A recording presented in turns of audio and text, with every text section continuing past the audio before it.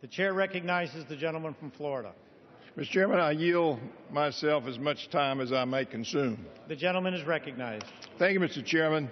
I'm pleased to present to the House the fiscal year 2015 Financial Services and General Government Appropriations Bill. This is a subcommittee that has jurisdiction over a great number of programs and activities, including the federal judiciary, including the Treasury, which includes the IRS, the Federal Trade Commission, the Federal Communications Commission, the Small Business Administration, and several other activities. And all the agencies under this subcommittee's jurisdiction play an important role in the functioning of the federal government. And so I think it's appropriate that all the members of the House have a chance to offer germane amendments to this bill and the impact the funding that's provided therein.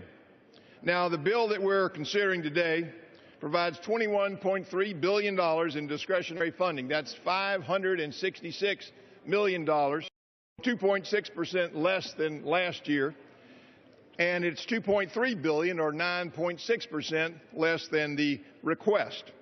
Now, the subcommittee's allocation has been reduced, but it's one that is necessary to live within the confines of the budget agreement that was put together under the Ryan-Murray Agreement.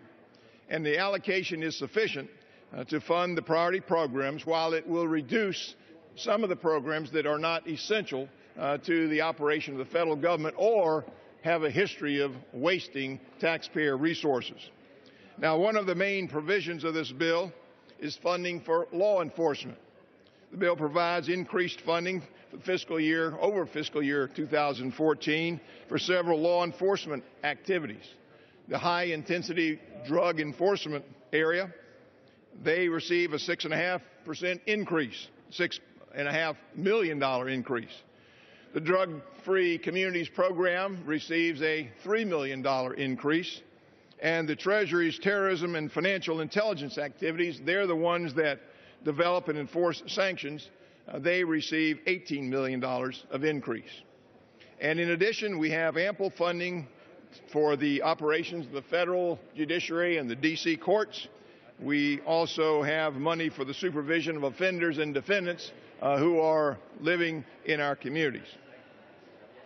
Another priority for the bill is supporting small businesses and assisting in the private sector job creation. For a minute. The House will be in order. Please take your conversation off the floor of the House. The committee will be in order. The chair recognizes the gentleman from Florida. Thank you, Mr. Chairman. Another priority for the bill is supporting small businesses and assisting in private sector job creation. And so this bill provides $195 million for the Small Business Association's loan program, and that supports $18.5 billion of lending under a program called 7A, and it supports $7.5 billion of lending under 504 lending. This bill also provides increases over the current year for the Small Business Development Centers, provides increases for the Women's Business Centers, and for the Treasury's Community Development Financial Institutions Fund program. In addition, this bill asks several of the regulatory agencies to give a report to this committee to tell us how they're doing as they attempt to eliminate some of the burdensome and duplicative and just plain unnecessary regulations. Now, in order to live within our allocation, we had to reduce funding in some areas. And we actually eliminate funding for 9 different programs, including the Christopher Columbus Foundation and also the Elections Assistance Commission. Those are activities that we feel are no longer necessary or certainly aren't vital to the operation of the federal government. So we further reduced funding for more than a dozen agencies and programs that, in our opinion, they can operate on a little bit less, like the Bureau of the Fiscal Services, the Federal Trade Commission, and the Federal Communications Commission. Now, for the GSA, we reduced their funding for the Federal Buildings Fund by $240 million. We continue to require them to regularly report to us on their spending and the state of their building portfolio. The bill provides GSA with enough funds to operate their current building inventory and provides new funding for 3 land port of entry construction projects. We also continue to push the GSA to their surplus and vacant space, and we designate some funding to help them consolidate their projects and dispose of some of the projects, but we make sure that they do that only if there's going to be savings in the long run. Now, in effort to increase transparency and accountability, we make the Consumer Financial Protection Bureau, the CFPB, we make that subject to the annual appropriations process of this Congress. When Dodd-Frank set that agency up, they purposefully left it without any oversight from this Congress. We think that's not the best way to go. We think that that's an agency that ought to report to us what they're doing, how they're doing it, and how much money they are spending. And this bill will correct that flaw. Now, the bill freezes funding for the White House and the Office of Management and Budget. It includes a requirement that OMB submit the President's budget request on time, something they've not been able to do the last couple of years, or they will face a withholding of approximately 7 months of their budget until the President's request is sent. In addition, the bill contains a prohibition on funding for the White House to prepare signing statements and executive orders which are contradictory to existing law. Now, finally, I'd like to touch on the IRS. This committee still remains outraged at some of the activities that we've seen from the IRS in the recent times. First, we learned that they were singling out individuals and groups of individuals for additional scrutiny based on their political philosophy. Then we learned that they had wasted millions of dollars having lavish conferences around the country and making silly videos. Then we learned that the new commissioner paid $63 million in bonuses and awards after the prior commissioner had said we're not going to pay those. And then we find out that some of the people that were receiving those bonuses and awards were in fact delinquent on their own taxes. And so last year we had some reforms on spending, we had reforms on the targeting, but work remains to be done. And so this bill provides the IRS with $10.95 billion. That's $341 million below the level last year, and it's $1.5 billion below their request. Now, people say that's a pretty drastic cut. That actually leaves the IRS funded at the same level they were prior to 2008.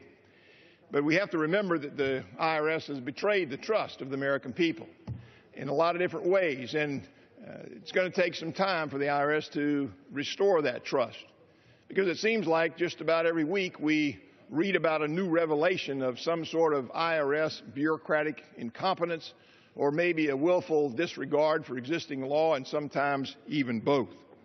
So we want to make sure that they begin to clean up their act, and this bill provides that they can no longer subject people to additional scrutiny. They can't waste money on lavish conferences anymore. They can't pay bonuses and awards to people unless they at least consider the conduct of that individual and whether or not that individual is current on their taxes. We require a certain amount of reporting from the IRS, and we require them to tell us how much official time is being used on union activities. Now, we also have language in there that says that this new revised regulation that they have put forward regarding the definition of what is an organization under 501c4 of the Internal Revenue Code, that was a rule that was promulgated based on the investigation that was taking place about the abuse of singling out individuals. And in our opinion, they should wait, the Treasury should wait until that investigation is conducted before any kind of new rule has been proposed.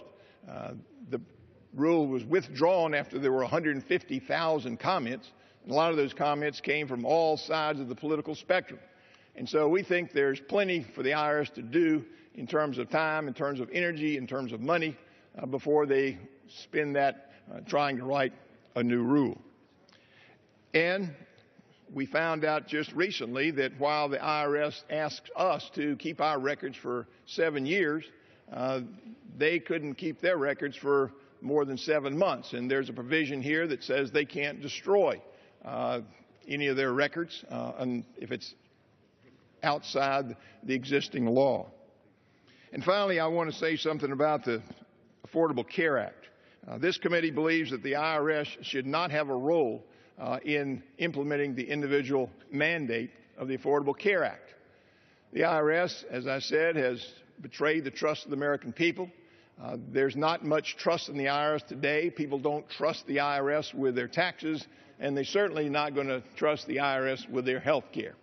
And so this bill, at a time when the IRS hasn't demonstrated much ability to either self-correct or self-police, the bill says that they can't spend any money to implement the individual mandate of the Affordable Care Act, and they also can't transfer any money from the Department of Health and Human Services.